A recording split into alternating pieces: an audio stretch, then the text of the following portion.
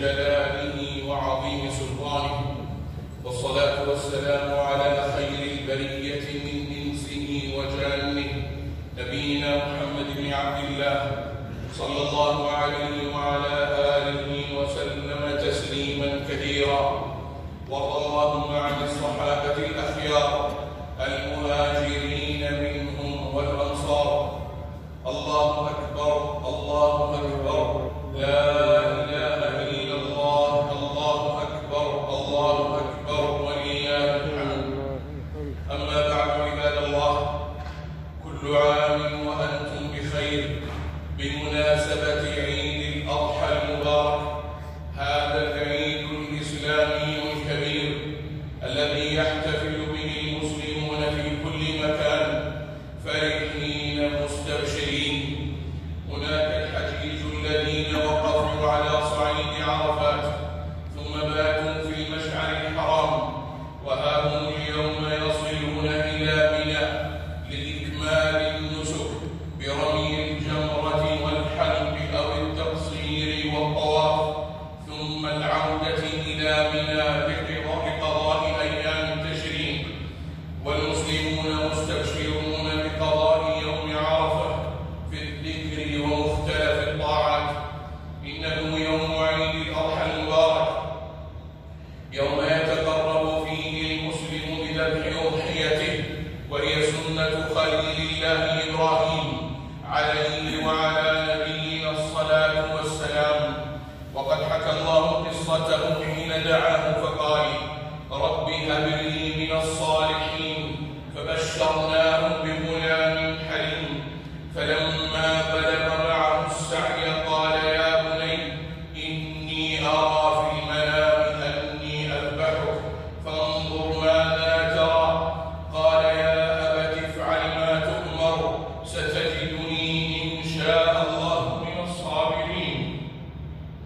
فلما أسلما وتله للجبين وناديناه أن يا إبراهيم قد صدقت الرؤيا، إنا كذلك نجزي المحسنين، إن هذا لهو البلاء المبين، وفديناه بذبح عظيم.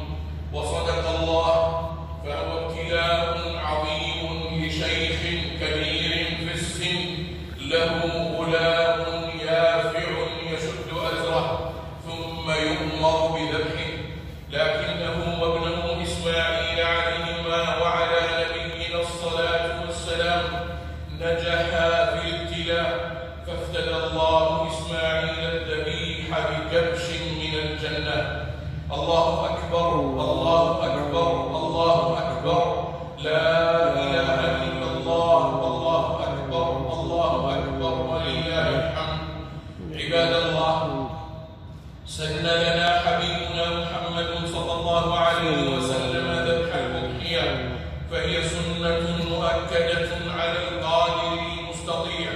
روى ابن ماجه وحسنه الألباني عن أبي هريرة رضي الله عنه أن رسول الله صلى الله عليه وسلم قال: من كان له ساعة ولم يضح فلا يقربن مصلانا. وروى أبو داود عن مخلف بن سليم رضي الله عنه عن رسول الله صلى الله عليه وسلم قال: يا أيها الناس، إن على كل أهل بيت في كل عام أضحية، فطيبوا بها نفسا وتحققوا من شروطها وما يتعلق بها، ذلك ومن يعظم شعائر الله فإنها من تقوى القلوب. ومن لم يستطع فقد ضحى عنه النبي صلى الله عليه وسلم.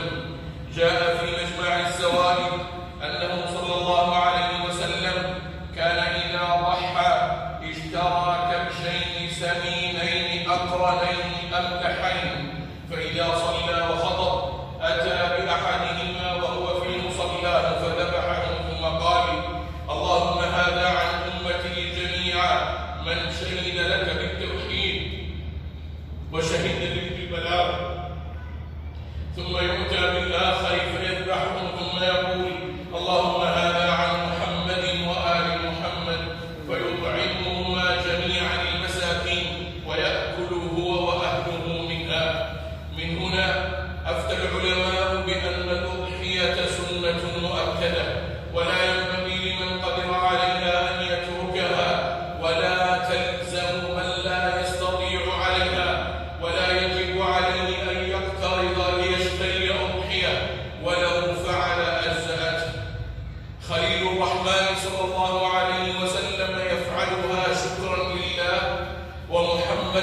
صلى الله عليه وسلم يفعلها ويشرعها لأمته، ثم يأتي من يصور مقطعا يحث الناس على ترك الأضحية بحجة أنها ليست واجبة.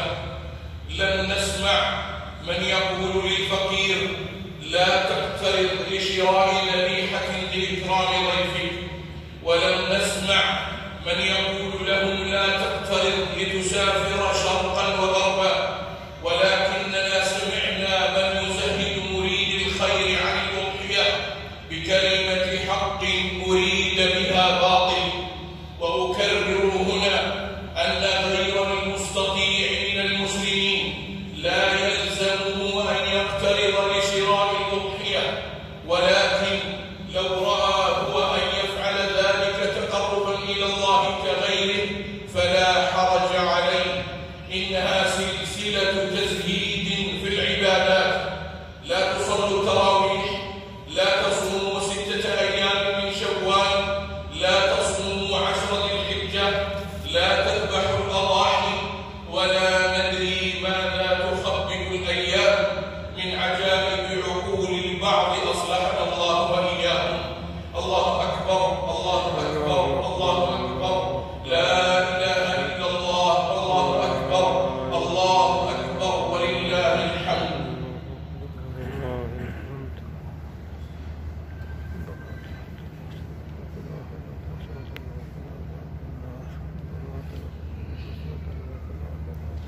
الحمد لله على إحسانه، والشكر له على توفيقه وامتنانه، وأشهد أن لا إله إلا الله وحده لا شريك له تعظيما لشأنه، وأشهد أن نبينا وسيدنا محمدا عبده ورسوله الداعي إلى رضوانه، صلى الله عليه وعلى آله وصحبه والتابعين ومن تبعهم بإحسان إلى يوم الدين، وعنا معهم بمنك ورحمتك يا أرحم الراحمين.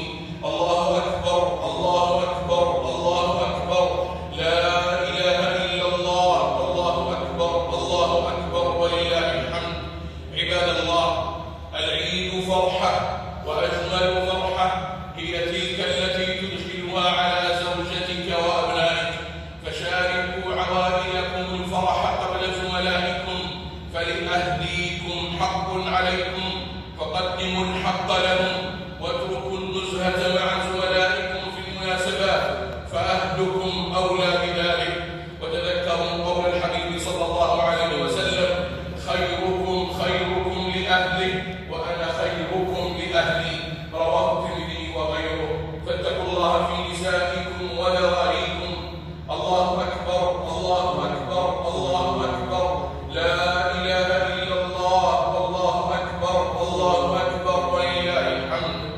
أيها الأبناء، للوالدين حق عليكم في كل وقت، وفي العيدين آكد، فأدخلوا الفرح على قلوبهم ولا تنشغلوا عنهم بالزوجة والأبناء.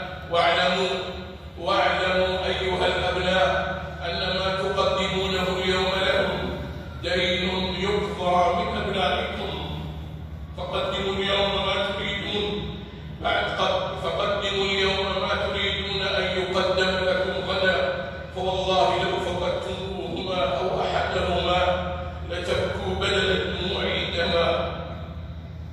أيها المسلمون، في هذا العام صادف يوم العيد يوم الجمعة، فمن حضر صلاة العيد جاز له أن يصليها ظهرا، لكن المساجد ستقام فيها صلاة الجمعة بإذن الله لمن أراد أن يحضرها. عباد الله، الزموا سنة الحبيب صلى الله عليه وسلم، ولنتأدب في مدينته عليه الصلاة والسلام. تقربوا إلى ربكم المنعم بالأضاحي، وطيبوا بها نفسا، كلوا منها وأهدوا وتصدقوا، ولا تلتفتوا للمخدرين، فالله لا يضيع أجر من أحسن عملا. تقبل الله منا ومنكم إنه سميع مجيب. اللهم صل وسلم وبارك وأنعم على عبدك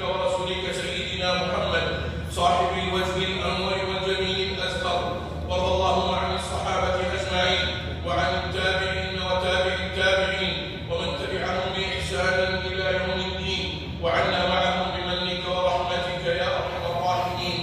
الله أكبر، الله أكبر، الله أكبر، لا إله إلا الله، الله أكبر. اللهم أعز الإسلام وانصر المسلمين، اللهم أعز الإسلام وانصر المسلمين، وأذل الشرك والمشركين. اللهم عليك باليهود ومن شايعهم وأعانهم يا قوي يا عزيز. أخرجهم من بيت المقدس أذلة صاغرين. اللهم أقر أعيننا وأعين المسلمين بعودة المسجد الأقصى إلى ديار المسلمين، وارزقنا اللهم فيه صلاة مقبولة قبل الموت يا كريم. اللهم طهر قلوبنا من النفاق، وأعمالنا من الرياء، وألسنتنا من الكذب، وأعيننا من الخيانة، إنك تعلم خائنة الأعين وما تخفي الصدور. اللهم آمنا في دورنا، وأصلح اللهم أئمتنا وولاة أمورنا، وفق اللهم ولاة أمرنا لما تحب وترضى، وخذ بنواصيهم للبر والتقوى. اللهم إنا نحمدك ونشكرك على شفاء خادم الحرمين الشريفين. اللهم متعهم بالصحة والعافية والمعافاة الدائمة في الدين والدنيا والآخرة. وفقه وولي عهده ووزراءه وأمراء المناطق لما فيه صلاح البلاد والعباد ورفعة الإسلام والمسلمين يا ذا الجلال والإكرام. إلهنا وسيدنا وخالقنا ومولانا، من أرادنا في بلادنا هذه بسوء نسألك اللهم أن ترد كيده في نحره، وأن تجعل تدبيره تدميرا. اللهم اجعل الدائرة عليهم، اللهم لا تحقق أهدافهم، اهتك أستارهم واكشف عوارهم، واجعلهم عبرة للمعتبرين يا رب العالمين. اللهم انصر المجاهدين المرابطين على حدودنا كلهم عونا ونصيرا ومؤيدا وظهيرا. زلزل الأرض من تحت أقدام أعدائك وأعدائهم يا قوي يا عزيز. أرنا اللهم فيهم عجائب قدرتك. اللهم إنهم قد اجتمعوا على حرب أهل السنة وعلى تهديد بلاد الحرمين. نسألك اللهم أن لا تقيم لهم دولة، ولا ترفع لهم راية، ولا تجمع لهم كلمة، واجعلهم لمن خلفهم عبرة وآية. اللهم شتت شملهم وفرق جمعهم، واجعلهم عبرة للمعتبرين يا قوي يا عزيز يا ذا الجلال والإكرام يا رب العالمين. نسألك اللهم أن تقر أعيننا بصلاح أبنائنا. اللهم أصلح أبناءنا واجعلهم هداة مهتدين لا ضالين ولا مضلين. احفظهم يا رب من شر المسكرات والمخدرات، واحفظهم يا رب من شر الأفكار الضالة، واحفظهم يا رب من كل سوء وشر وفتنة وبلاء يا رب العالمين. ربنا تقبل منا إنك أنت السميع العليم، وتب علينا إنك أنت التواب الرحيم، واغفر لنا ولوالدينا ولجميع المسلمين. اللهم اغفر لوالدينا، اللهم اغفر لوالدينا، اللهم اغفر لوالدينا، اللهم اغفر لهم وارحمهم واجزهم عنا خير الجزاء.